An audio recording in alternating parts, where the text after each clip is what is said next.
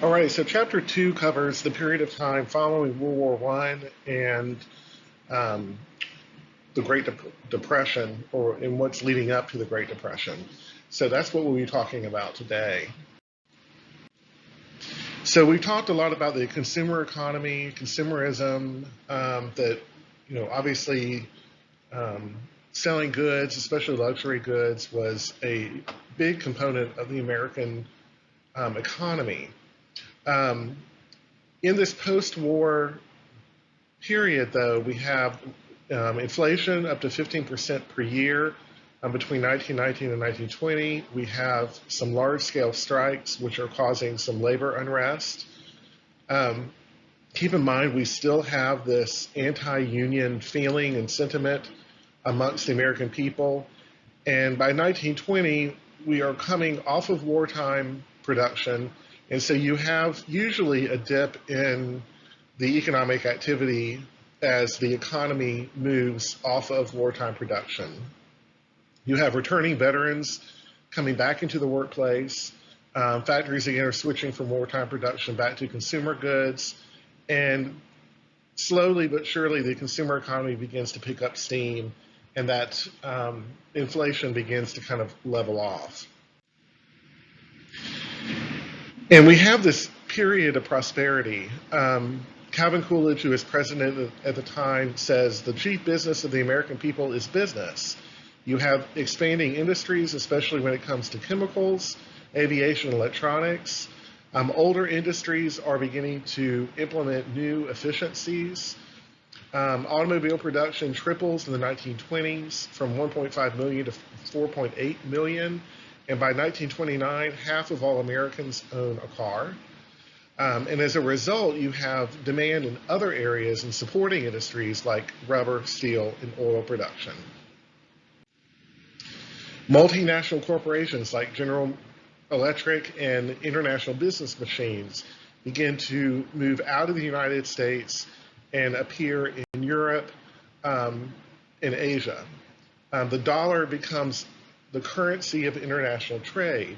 And this may seem like a small thing, but in fact, it's really quite a big step for the United States, because this is the period when the United States becomes a big player on the world stage, and what will finally cement America's place as a international power will be World War II. But at this time, America is producing 85 of the world's cars and 40% of the world's manufactured goods. So economy is going very strong. America begins to take control of some of the raw materials needed for production of goods. Venezuela and Liberia, most of what they're doing here is they're working out exclusive trade deals, or in some cases, they're confiscating property from these countries in order to have a solid supply of these goods. So the chart at the left shows the growth of different appliances, refrigerators, washing machines, vacuum cleaners, the telephone, electricity. All of these things are beginning to enter the house, into the households. And you can see all of these slides have images of advertising from the period. So there's a big push for consumer goods. Consumers are also able to buy more things on credit, specifically either layaway or an installment.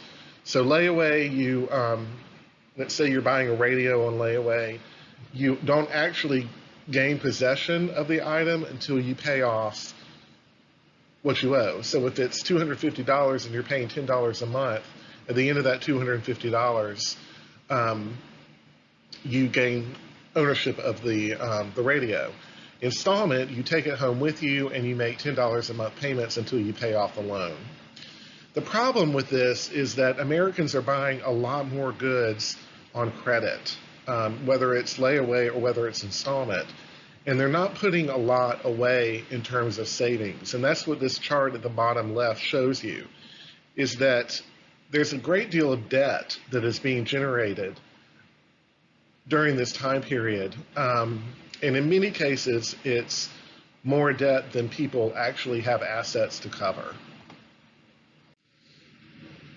So some of the red flags that we see, workers' wages they rise about 1/4 between 1922 and 1929. During the same period, corporate profits are rising at more than twice that rate. So we're having a concentration of wealth at the top. Economic concentration in 1929, 1% of the nation's banks control half of the country's financial resources. And so you have consolidation of economic power, meaning you have companies like the automobile companies. This is when General Motors, Ford, and Chrysler take ownership of the automobile industry, and they will hold that through the 1990s. So you don't have a great deal of competition within the market. Again, we talked about savings. Majority of families had no savings, and 40% of American families living in poverty. Jobs, you have improved efficiencies, and so you don't have as many jobs because you don't need them. Americans begin to move out of manufacturing and into retail, finance, and education, some of the more professional jobs. Manufacturing jobs are declining by 5%, which is the first time in American history that we start seeing the decline of manufacturing jobs. And then in unions, of course, as I said before, unions are still suffering from a negative public opinion. And a lot of factories are going what they call the American Plan, which was an open shop model where you didn't have to be a union member in order to get a job in a factory. Workplaces are moving away from government regulation. So government doesn't have as strong a hold on what factories are doing in terms of working conditions and wages. And you have companies blacklisting union organizers. So if you are known as a union organizer or have served in a union before, you typically are shut out from new jobs. And most of these companies are using private security firms to break up the strikes that do happen. So the pictures at the bottom here show union membership from 1920 to 1930, and you can see how it's declining. Pretty stiff decline between 1920 and 1923, and then it just kind of levels off from there. The unemployment rate versus the labor force growth, you have very little in terms of growth. You have a slight increase between 1922 and 1923, and then you have a dip in 1926. The unemployment rate skyrockets at 1921, but then it kind of levels off and goes down until just the beginning of the Great Depression. And as I said, jobs are becoming more professional and managerial, clerical, administrative, and you can see that manufacturing and agriculture are beginning to lose popularity in terms of the job market. Farmers are impacted negatively. 1920s, you see mechanized agriculture developing. In 1905, there were only 6 tractor makers in the country. By 1920, there are 160. By 1921, there are 186. The steam tractor, which is bottom left, and the disc plow, bottom right, come into widespread use. And all of these things are helping drive productivity on the farms and efficiency, which means they can increase the scale of farming, meaning they can plant more and harvest more. But it also means you don't have to have as many laborers working for you as you used to. Irrigation projects become very popular where you're starting to irrigate land to make it more suitable for farming. You have the rise of these factory farms that are large-scale farms that are using mechanized agriculture and efficiencies to make higher profitability without having to have a lot of workers. So the average income per farm is kind of volatile. You'll see this, it drops in 1921 and then begins to kind of climb. And then farm population is on the decline for sure. But again, all of this seems to indicate that there is a sort of change taking place within the farm, that there's more efficiency and less labor that's needed. The farm mortgage foreclosure rate goes up, obviously. So what does this suggest? And it certainly seems to indicate that there is something wrong within the farming industry or agriculture that's driving the number of farmers out of business and causing them to foreclose on their farm. Certainly the Great Depression is taking place, but you start to have an overabundance of crops and overproduction, and this causes many farmers to lose that profitability, and so they're not making as much money as they were before, but they're still putting the same amount of effort and the same number of crops into the ground. So you think about the changes in agriculture. In the 1930s, we start to see the impact of the Dust Bowl.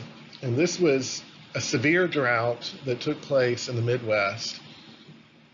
Many of the farmers who had moved out into that area were not real familiar with the soil of the area or how to maintain the soil. And so what happened was when they would clear the grasslands for farming, they would plow under all of that grass, and then the soil was laid bare, and the wind would come along and just take off that top layer of soil, which was the nutrient-rich soil, and everything underneath it was just dirt that was definitely did not have any kind of nutrients to it at all. And of course, mechanized agriculture only made the problem worse. And this is the time when you have mass migration, where people, it's kind of like the Great Migration for African Americans, where people are left literally without any money or assets to be able to weather this period of time. So people just pack up and they leave, and they're heading to places where they can find better living conditions. More than 500,000 Americans are left homeless between 1930 and 1940. Approximately 3.5 million people move out of the Great Plains area. And this, of course, would remain a major issue for the election of 1932.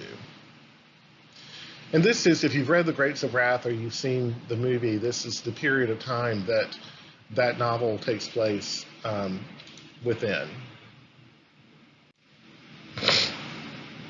So the coming of the Great Depression, what's leading to it? Obviously, there are weaknesses in the American economy. There's poor economic diversification, uneven distribution of wealth, credit structure of the economy, global factors, and international debt structure. America is quickly realizing that being on the world stage as it is a great thing, but at the same time, it can be a negative thing because it means that you are very much tied to what's going on in the world market.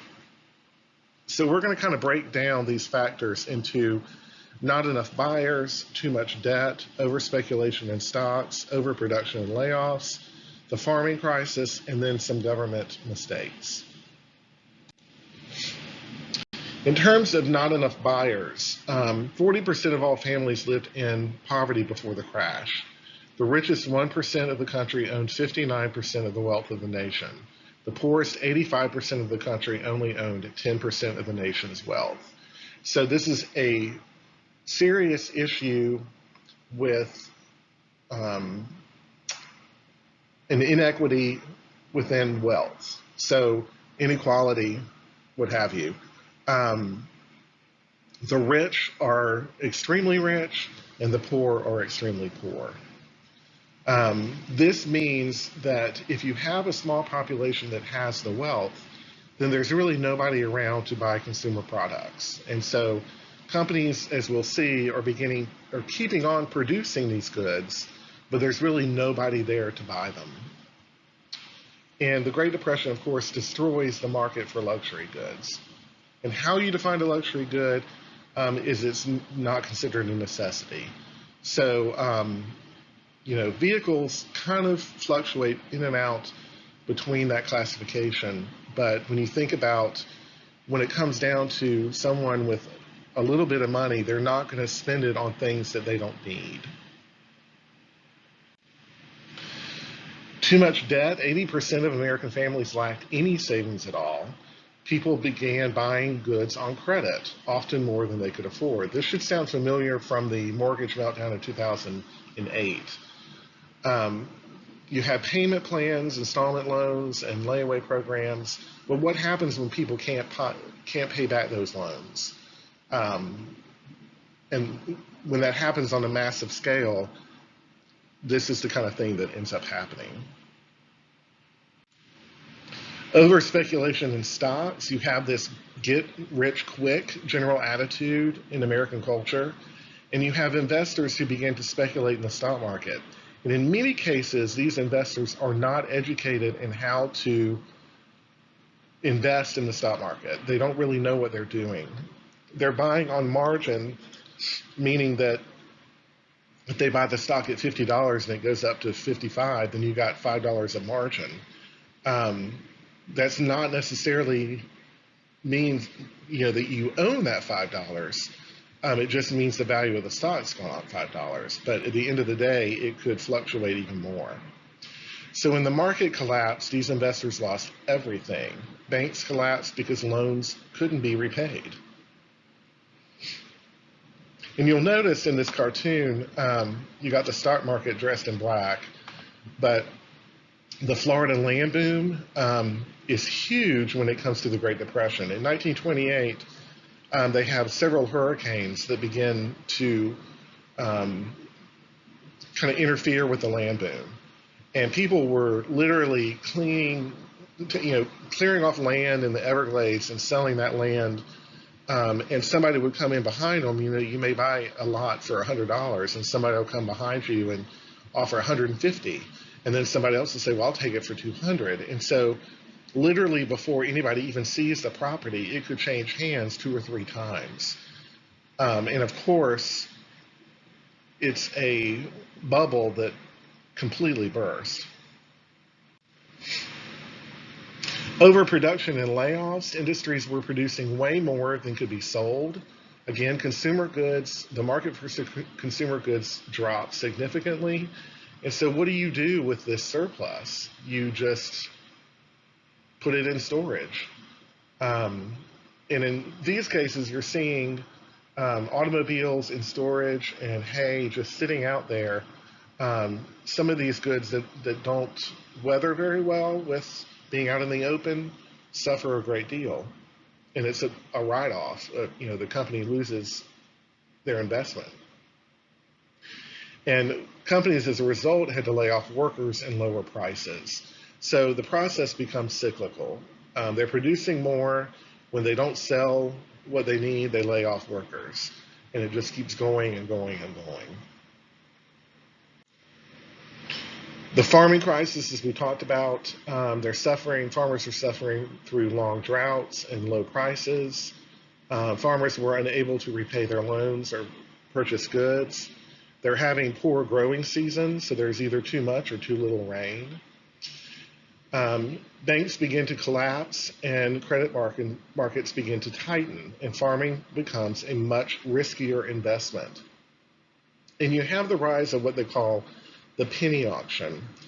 And what they would do is when a farm was foreclosed on, um, farmers in the area would go in and they would bid a penny on the farm.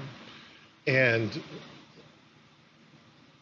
they all had kind of worked out who was going to make the bid and everything like that, so that at the end of the auction, the bank, wasn't making anything off of the farm. And that's nice for the farmer because they would turn around and say, well, here's your land back. The problem was that the bank had to write off that debt, and obviously that wasn't a good thing for the economy. And government didn't respond very well. Now, the Great Depression is an issue that the government wasn't prepared for. We've had previous panics before. The government set low interest rates before the crash and then raised them afterwards.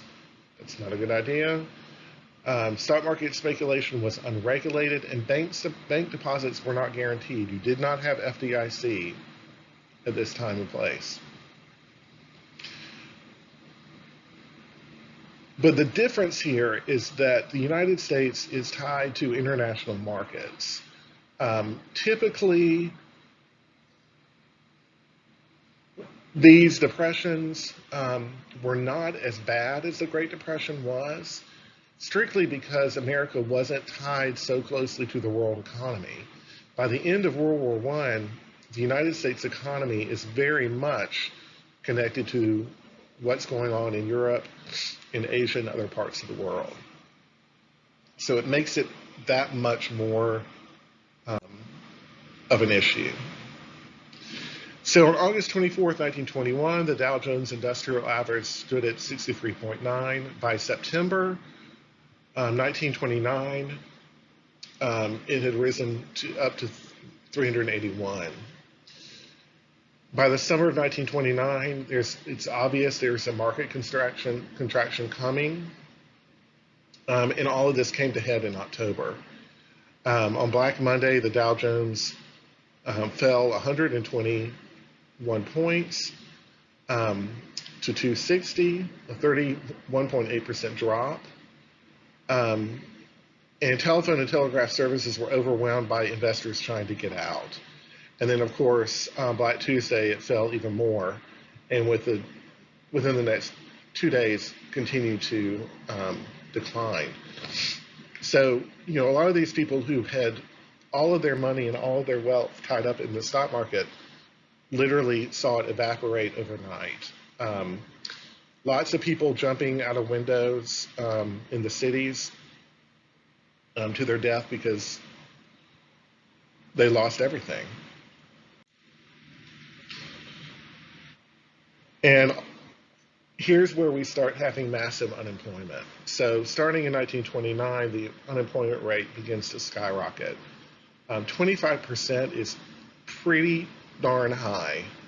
And that's the height of the Great Depression. But you have all of these men unable to work, nowhere to go. What do you do? And many of them attempt to try and move to areas where there might be more jobs.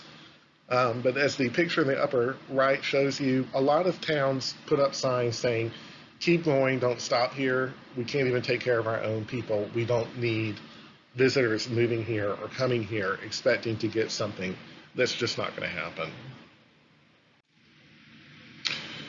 Hoovervilles were these shanty towns that began to spring up in cities where families were forced out of their homes and they're forced to live in temporary housing. They called them Hoovervilles because they blamed Herbert Hoover for the Great Depression. But as you can see, it got pretty rough.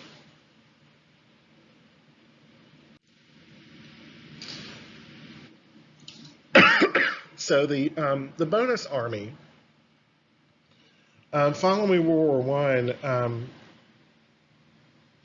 Congress hands out these certificates. It's like an insurance policy, and paid through the World War Adjustment Compensation Act, or Bonus Act, passed in 1924. And it granted additional pay to veterans of World War I in various forms. The value of each veteran's credit was based upon their service between April 5th, 1917 and July 1st of 1919. Veterans earned $1 for each day served in the U.S. and $1.25 for each day served abroad. The maximum limit for a veteran who served stateside was $500 and $625 for overseas service. The value of their certificate was set at a value of 20-year insurance policy equal to 125% of the value of the service credit. Suffice it to say, this is like a savings bond for veterans. And so you have these men who are veterans of the United States Army who have these certificates, and what they want is to cash them in, and the government will not allow them. So in the summer of 1932, you have 43,000 marchers planning a march on Washington to demand that their certificates become redeemable. They camp out on public grounds around Washington, D.C., and William Mitchell, who was the Attorney General, orders the marchers off of government property on July 29, 1932. The D.C. police attempt to do this, but there were shots fired, and so the attempt failed. Hoover then orders his Army Chief of Staff, Douglas MacArthur, to remove the marchers by force, which he did, and then he ordered the burning of all of the shelters. And what's important about this event is that it's a huge public relations nightmare for Hoover, because these are veterans, these are men who fought for America during World War I. They've got a certificate. It's obvious that the government should do something to help these men, and instead they force them out of Washington, D.C., and then burn their camps. FDR takes a real, this is a prize opportunity for FDR, because keep in mind, we're talking July 1932, November of 1932 is the presidential election. So FDR and Eleanor Roosevelt come out and they meet with the marchers, they talk to them about what's happening, and so they're seen as being supportive of the bonus march. And in fact, FDR will allow the bonds to be cashable once he becomes president. Hoover tries a number of ways to help. The first thing he does is the Agricultural Marketing Act of 1929, which created the Federal Farm Board. And it was intended to stabilize prices and promote the sale of agricultural goods. So it was intended to boost sales. So you got this agricultural surplus, let's get it out of storage, let's get it and sell it, get it on the market. The board also lent money to farmers to buy seed and food for livestock. So there's some direct aid, but not through the government, but through the board. Because Hoover felt that money, like a check coming from the government to a farmer, was unconstitutional and morally wrong, because he felt that people would become dependent upon the government check. So he created the board to be the intermediary between the government and the farmer. Problem, the law never stipulated production limits. So most of these farmers were thinking, well, if I produce more, then I'll get more money. And so they used a lot of that money to plant and grow even more. And so the surplus only got worse.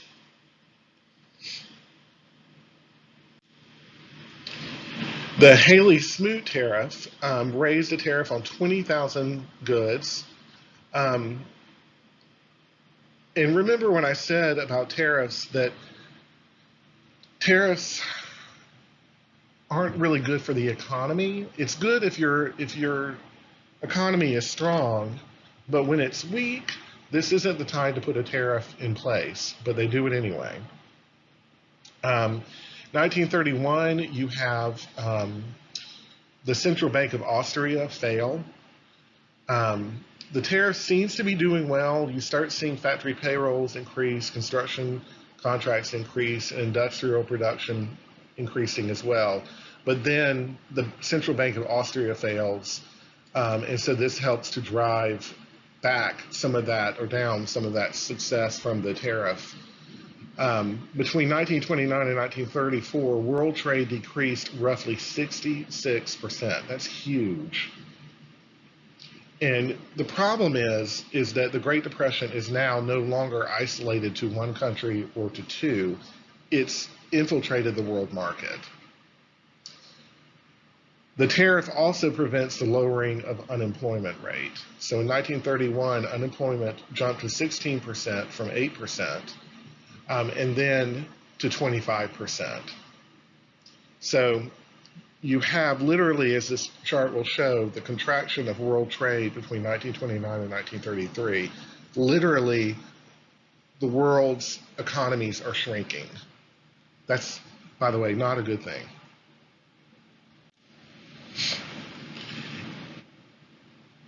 And Hoover also creates the Reconstruction Finance Corporation in 1932. This is an independent agency that's fully owned and operated by the government. It loans money out to banks and also smaller banks that aren't serviced by the Federal Reserve. But there's a restriction because these banks have to be solvent. In other words, they have to be in firm or good standing. If the bank is about to fail, then the RFC would not lend money to them. So it wasn't really a bailout. It was more of a way to bolster existing banks that were strong. The problem with this is it's another public relations issue for Hoover because it's seen as a bailout to big banks and to big business. It's not helping the American people in an immediate way, which is what they were asking for. Instead, it's helping big business. And so it doesn't help his image. And notice the date on this, January 1932. Again, November 1932 is the election. So he's going into this election with some bad PR. And then, of course, 1932, you have the election of FDR. And you can see Hoover didn't really do well. Only a couple of states that really went to Hoover, but the rest of the country went Democratic.